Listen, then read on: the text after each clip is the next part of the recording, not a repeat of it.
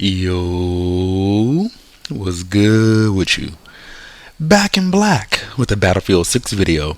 If you guys are new to the channel and you love shooting games just like me, make sure you aim for that like button and shoot that subscribe button as well. It'll help you find better teammates and improve skill-based matchmaking. At least I hope so. In this video, I wanted to go over my initial thoughts and impressions garnered by the beta and of course give some feedback.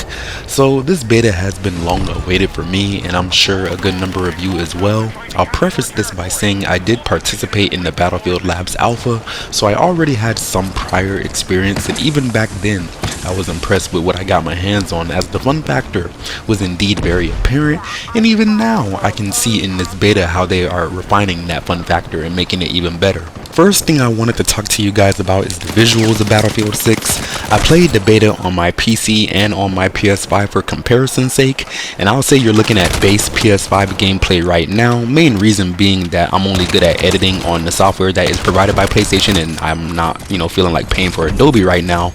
But regardless, I'm sure you would agree that the game is beautiful. Of course it's going to look better and run smoother on PC, but on console you will always be getting at least 60 frames per second and hovering around 90 frames per second in performance mode, according to big time developer David Sirlin, which I find that number to be very acceptable, because provided they do what Call of Duty does on a normal basis and make their games for last gen consoles as well, we'd be a lot more limited from all technical aspects. So I appreciate that they actually cut those guys off, because those consoles came out all the way in 2020, and I would say that it's due time for an upgrade at some point if you can afford it. If not, it's just one of those things where you just gotta save up until you can. From an auditory perspective, they take it even a step further as far as nailing the atmosphere and the music. While playing, I was having flashbacks of Battlefield 1, typically renowned as the most immersive Battlefield game and previously their best-selling entry in the franchise. For them to pull off that same feeling in a modern setting is again quite impressive, and to accentuate the compliment further, the sound of each weapon is chef's kiss, really beefy or sharp or quiet sounding depending on the actual intended use of the weapon and the caliber, of course. Footsteps sound great too. I'm sure some would belay that statement and say there's still a lot of work to be done, but in regard to using my headset, I could easily hear people sneaking up behind me, provided there wasn't a lot of background, well, I wouldn't even say background noise going on, but basically immediate gunfights and other ambiance going on nearby. Basically makes it really easy for me to hear somebody where I normally wouldn't be able to hear them if it was Call of Duty Warzone or something like that. And I'm sure a lot of it is on a case-by-case basis, mostly depending on what type of headset or sound system you have for your PC. For console, you kind of just got to deal with what you get. But I would say, as far as the footsteps are concerned, generally speaking, I think they nailed it, and if they can make it even better, then I'm all for that as well. Switching over to the vehicles, I would say the sound system for each of those is awesome as well. Hearing a tank engine around the corner is terrifying, because the insta-kill machine guns and cannons are coming next if you don't get out of dodge. The same effect can be applied to the sound of jets streaking by or the growl of a jeep if you're using one of those. Generally speaking, I can say that Battlefield has always been on the cutting edge of sound design, and that theme remains true in this game as well. My only real concern, because I haven't seen or heard anything about it thus far, especially in the beta, is I'm hoping that they apply that same amount of pristine and polish to like naval vehicles, or hopefully we get a naval DLC like Naval Strike from Battlefield 4. But again, I haven't seen any indicators of like boats or anything like that. But then again, when I look at the trailer, we do see a lot of those amphibious vehicles, so I'm sure something that's coming down the line, and those vehicles based in the water will be very fun to use in here as well. In terms of game modes, I tried them all, and generally speaking, I think they all serve their intended purpose. The Domination and King of the Hill game modes should serve nicely to the new players coming over from Call of Duty or any of the other more fast-paced shooters that have quick combat pacing, and they're used to that, basically no waiting on the respawn timing, so I think that's a pretty neat feature as well. Except for the fact that, people usually skip the revive instead of waiting, and I can't really do my job as a medic in those smaller game modes, but that is neither here nor there. Breakthrough and Conquest play like they always have in any other Battlefield game. I will say though, playing Breakthrough on the attacking team on that Snow Mountain map is a slog, especially if your team is ass or doesn't know what they're doing. Keeping your tank alive and actually having a good tanker put in some good work is essential to having you take the points in any timely type of fashion. And of course, I would also be remiss if I didn't mention how people like just don't use smoke grenades for some odd reason, but I'm not really talking about the game modes at this point. I'm kind of just complaining about the player base, but it's a beta, so I feel like I'm jumping the gun, pun intended, a little bit there. To quickly touch on the open weapons versus closed weapons thing, which I know is a big contention point for a lot of Battlefield players, I can say after trying both modes, I genuinely think it doesn't matter in the grand scheme of things, because you should be playing a class for the abilities it has and not necessarily the gun type that it possesses. Using a particular weapon and getting bonuses for it is a good enough middle ground for me in my personal opinion, because it lets the developers make more money off of the weapon camos that I'm sure they'll be adding in the future. And I'll be the first to say that I'm a consumer first and a business second, but just thinking about it from a logical or pragmatic standpoint, if you pigeonhole somebody into only using a certain gun on a certain class, they would generally be less likely to purchase a camo for a weapon that they really enjoy if they're going to be pigeonholed into only being able to use one subclass. So I just don't think it's a good idea from a monetary standpoint, and eventually at some point the Battlefield players have to evolve. And again, I would argue that in the grand scheme of things, letting people choose whatever gun they want on whatever class doesn't really have much of a hamper or detriment on the gameplay. It's just basically, if you can read the UI better and know what guns are better for your class, then you can, gain an advantage from that. Whereas somebody who doesn't pay attention to that thing or who doesn't know how to understand the UI can suffer, or conversely just use whatever gun and camo they want if they end up buying one, which I'm sure all of the EA developers want, because they want 100 million players and they want to make a lot of money and do better than Call of Duty, who also sells a bunch of skins. So again, I would say as long as they keep it realistic and grounded, I have no complaints at all. To touch on another one of the more important aspects of Battlefield 6 being the maps, I can say that they are all aesthetically pleasing to the eye and come packed full with a bunch of tiny details that would go unnoticed in almost any other shooting game. For instance, if you're playing on Tajikistan, the Snow Mountain map, and you pay very close attention to your soldier models, you can literally see the condensation coming out of the soldier's mouth every time they breathe.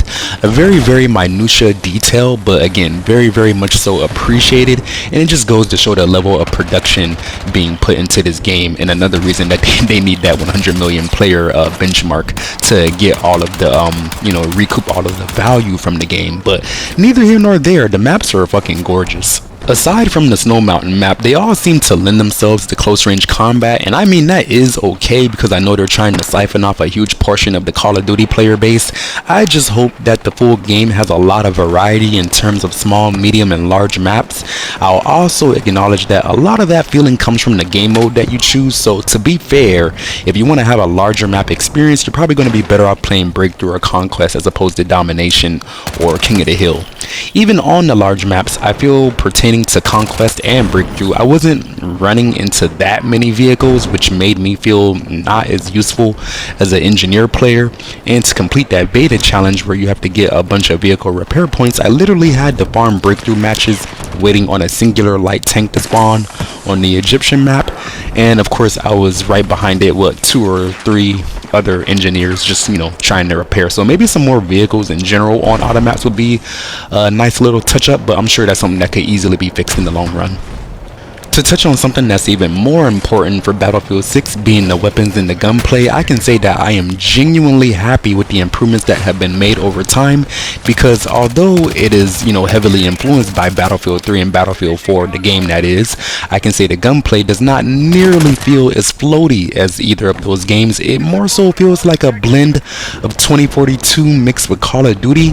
I can say the feedback that you get from controlling your gun and actually getting hit markers is very tactile and almost akin to Call of Duty, so I can see the Vince Zampella influence clearly being implemented into the game there in that regard. As far as like differentiating between the weapon types being assault rifles, submachine guns, DMRs, carbines, light machine guns, sniper rifles, all that, I would say they almost did an immaculate job in that regard as well, because each weapon type has a very distinct feel to it. And let's say you're just a player who prefers a more all-around archetype, then of course assault rifles are going to be the way to go for you.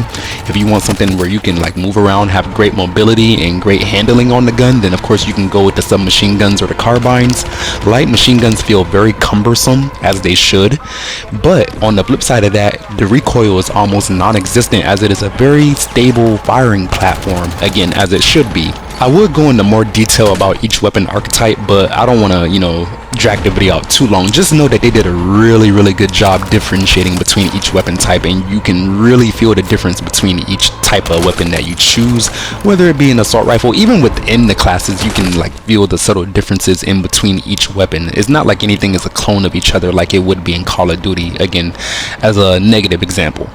But on the flip side of all the positivity, something negative that I will say about all the guns in this game is that I am noticing sometimes an absurd level of shot deviation, particularly on certain guns, if not all the guns in general. It kind of gives games like Enlisted and Armor and Squad a run for their money, so perhaps that is something that could be looked at or tweaked a bit, because even if I shoot in burst, sometimes the bullets will just go like not where my reticle is, and it just doesn't make any sense sometimes. I understand that they're not trying to make every gun in the game a laser beam, but just having some realistic what's the word I want to use, like bullet effects on my weapon is something that I typically look for, especially in this modern day and age. It's not like we're shooting World War II weapons anymore, so they should be more accurate in general. The only other issue I was having with the guns is sometimes that I would shoot somebody first and I would still die, or I would round a corner of some hard cover and I would still die to small arms fire. And I know this game, has hella destruction, and I wouldn't even be surprised if bullet penetration is something that's being taken into account, and maybe I'm not, acknowledging it. But something I feel in my heart and just how it looks on my screen is giving shades of bad net code, which I'm sure that probably is the case 80% sure, I should say. And I'm sure that's also something that will be improved over time, as this is a beta. But again, it is something that I noticed, and I wanted to make that complaint very apparent, because rounding a corner and still dying to bullets is one of the more annoying things that you can suffer from in video games. And I would hate another one of those X-Defiant situations where the game becomes known for like dying around corners and having bad net code. So if they could like sure that up or tighten that knot, I'm sure the game would be almost immaculate and better for it overall. But not a huge complaint overall, just something that happens sometimes.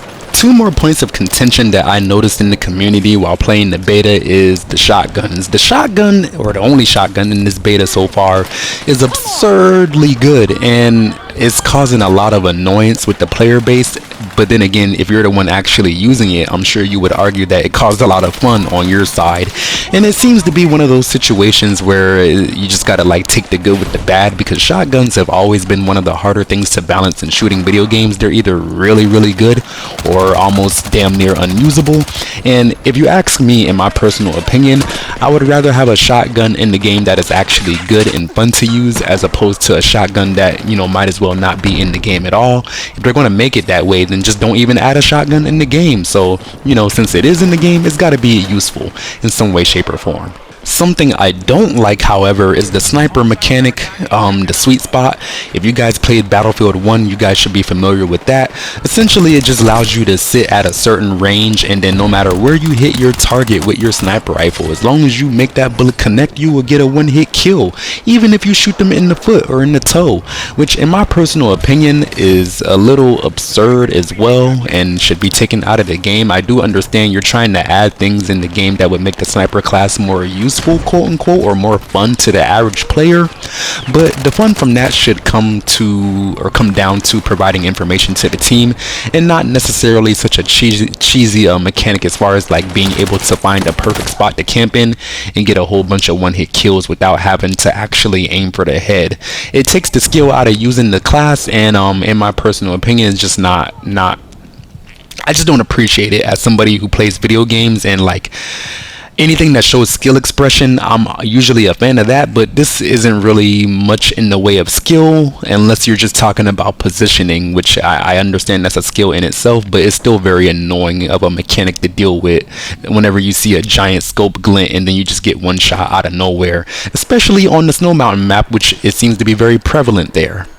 Last thing I wanted to touch on for this video is the abilities for each subclass, which generally speaking they did nail it down to the T for each one. I do understand some people saying the weapon sling for the assaulters is a little bit too much, but I think the trade-off with that is that you get less ammo overall, and then they narrowed it down to only being DMRs, carbines, and shotguns instead of any primary weapon as a secondary. So I think it's a pretty good balancing factor that they put in or implemented in that regard. For the engineers, they do have to take away the ability to have 2 rocket launchers at the same time. That's a little too much damage output for a singular soldier to have against vehicles, in my personal opinion. So they do need to take another look at that, and not having to choose between anti-ground and anti-air kind of takes the fun or balancing factor out of the engineer class, in my personal opinion. The support class is fine, they can leave that alone. The only thing I can say about that is that I wish you could grab ammo off of the people instead of only being able to grab health, because they're still not doing their job to a very large degree, or at least I run into a lot of medics that just don't want to do their job for whatever reason.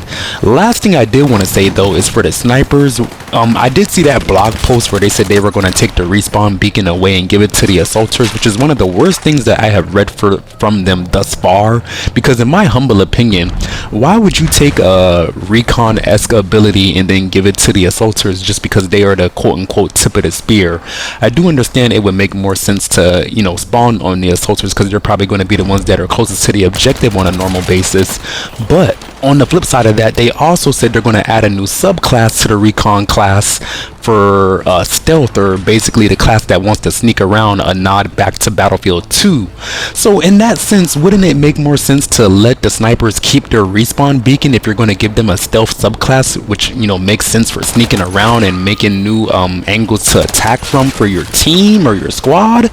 I don't know, just in my humble opinion, that change didn't really make much sense to me. And if they want to balance it, then just make it to where like the sniper can only respawn on the respawn beacon only once, and then it will be destroyed after that, so they can't just keep spawning back there in hard to reach areas if they're using it to be annoying and snipe from places that you wouldn't expect. So yeah, that's just my 2 cents on that.